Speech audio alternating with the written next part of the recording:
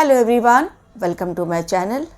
सृष्टिकर्ता ने इस सृष्टि की रचना करते समय सबसे अनोखी और अपनी सर्वोत्तम श्रेष्ठ रचना को जब जन्म दिया, तब उसे ये नहीं पता था कि ये रचना उसकी एक दिन इतना भयानक रूप ले लेगी कि उसे भी अफसोस होगा कि किस तरह की रचना उसने गढ़ी।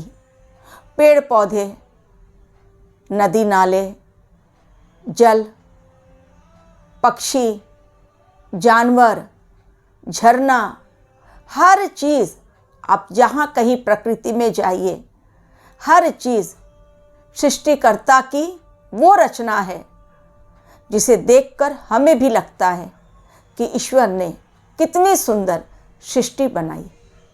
लेकिन आज हम मानव, जो सृष्टि की एक अनोखी रचना है, आज इसी सृष्टि के दुश्मन बने बैठे हैं।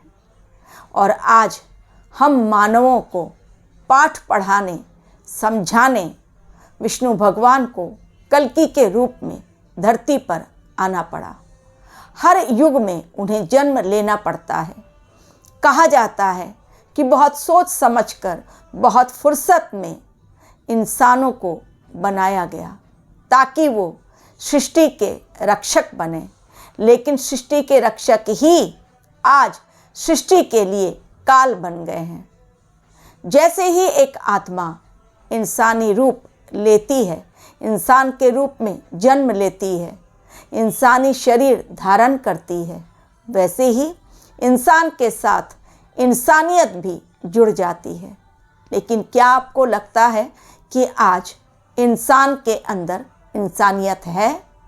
मुझे तो यही लगता है कि आज के दौर में इंसान अपनी इंसानियत को भूल चुका है। मानवता धर्म हमें क्या सिखलाती है? मानवता धर्म हमें यही बतलाती है कि हमें एक इंसान की तरह दूसरे इंसान को भी समझना चाहिए, उसके भावनाओं को कभी ठेस नहीं पहुंचाना चाहिए। इंसानियत, मानव धर्म हमें प्रेम, सहानुभूति, दया, मदद, ये सारी बातें सिखलाती है, ना कि जलन, दूसरों को इंसल्ट करना, दूसरों के सम्मान में दो अच्छे शब्द नहीं बोलना, और जितना हो सके दूसरों की लेग पुलिंग करके उन्हें समाज में अपमानित करना, उनके अधिकारों का हनन करना। आज इंसान अपने मानव धर्म को भूलकर एक ऐसे रास्ते पर चल पड़ा है कि उसे भी नहीं पता चल रहा है कि वास्तव में वो इंसान का काम कर रहा है या दानव का। इंसान और दानव में यही फर्क होता है कि इंसान मानवता के रास्ते पर चलता है, जबकि दानव से हम अच्छे व्यवहार की उम्मीद नहीं कर सकते। क्या आपको कलयुग में निठारी हत्याकांड के बारे में याद है? दिल्ली का तंदूरी हत्याकांड याद है?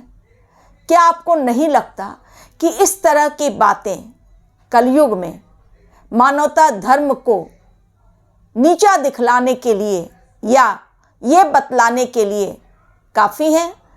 काफ़ी नहीं है कि आज इंसान अपनी इंसानियत को भूल गया है। वास्तव में वो भूल गया है कि वो एक इंसान है जिसे भगवान ने बहुत ही सुंदर तरीके से जिसकी रचना की, और यदि वो अपनी बुद्धि का, अपनी भावनाओं के द्वारा सही तरह से नेक कर्म करते हुए अपना जीवन जिए, तो वो सच में सृष्टि की इस रचना को एक नया नाम दे पाएगा। आज इसी मानव धर्म को जो इंसान भूल चुका है, और सिर्फ उसे ये याद है कि किस प्रकार स्वार्थ में लिप्त होकर दूसरों को नीचा दिखलाकर, ऊंची नीची जाति का भेदभाव खड़ा कर, धर्म को अधर्म में बदलकर किस प्रकार दूसरों को अपमानित करके हम अपना सुख बटोर सकते हैं। लेकिन वो भूल रहा है कि इसी में उसकी उन्नति नहीं हो रही है, बल्कि वो खुद को खुद ही भूलता जा रहा है। आज यही मानव धर्म क्या होता है? कल्कि अवतार तरह तरह के इंसिडेंट्स के द्वारा लोगों को समझाएंगे और बतलाएंगे और दिखलाएंगे, क्योंकि इंसान शब्दों पर विश्वास नहीं करता। कलयुग के मनुष्य बुद्धि में बहुत प्रखर हैं, बहुत तेज। अपनी बुद्धि के द्वारा उन्होंने बहुत कुछ अचीव किया है इस दुनिया में। उच्चतम शिखर पर वो पहुंच चुके हैं अपनी बुद्धि का इस्तेमाल करके। और इसी कड़ी में जब तक वो अपने सामने प्रूफ नहीं देखते किसी भी चीज़ का, तब तक वो नहीं मानते। उन्हें समझाना शब्दों के द्वारा बहुत मुश्किल है।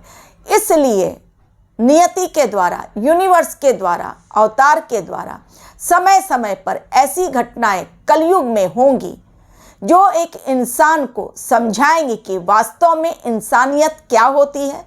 मानव धर्म हमें प्रेम की भाषा, सहानुभूति की भाषा, दया की भाषा, मदद की भाषा ये सिखलाती है, ना कि दूसरों को दूर करना, दूसरों को अपमानित करना, दूसरों के लिए नफरत भरे बोल बोलना ये सिखलाती है।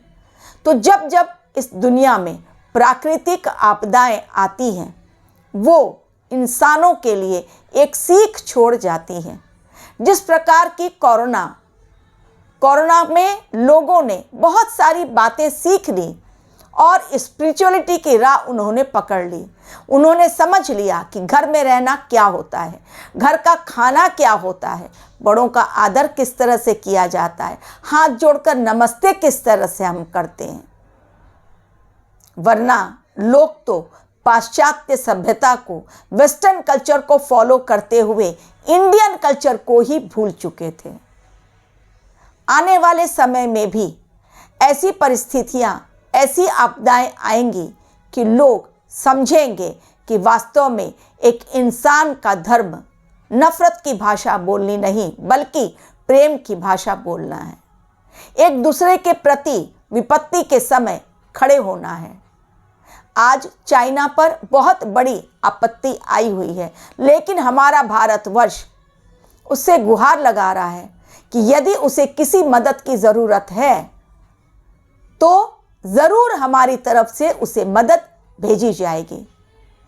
यदि उसके यहाँ इंजेक्शंस की कमी है, कोरोना वैक्सीन की कमी है, वो प्रॉपर वे में कोरोना वैक्सीन नहीं बना पा रहा है, तो हमारे देश में उसे बनाकर वहाँ पर भेजा जाएगा।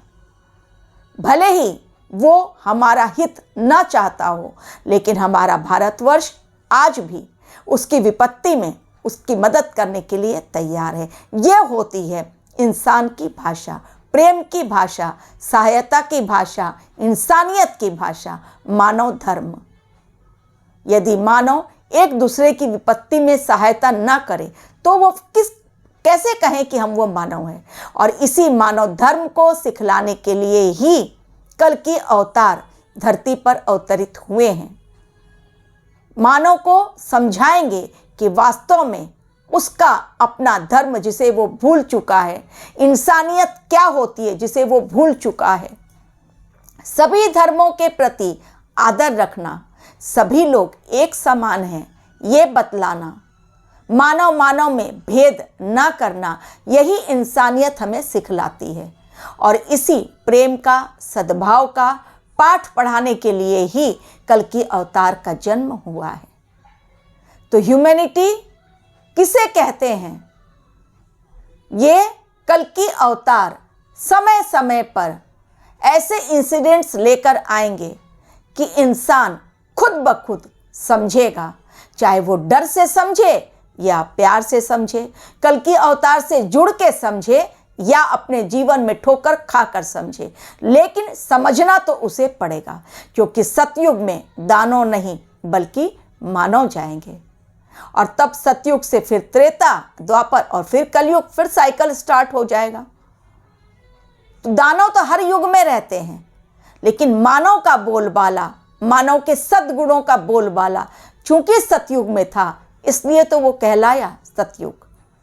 इसलिए कल की अवतार समय समय पर ऐसे इंसिडेंट्स इस पृथ्वी पर, ऐसी आपदाएं लेकर आएंगे जो इंसान को समझाया जाएगा, जिसके द्वारा कि वास्तव में इंसानियत किसे कहते हैं, मानव धर्म हमें क्या सिखलाती है, हम सच्चा मानव कैसे बन सकते हैं। जिसे आज हम भूल चुके हैं। Thank you very much for watching my video.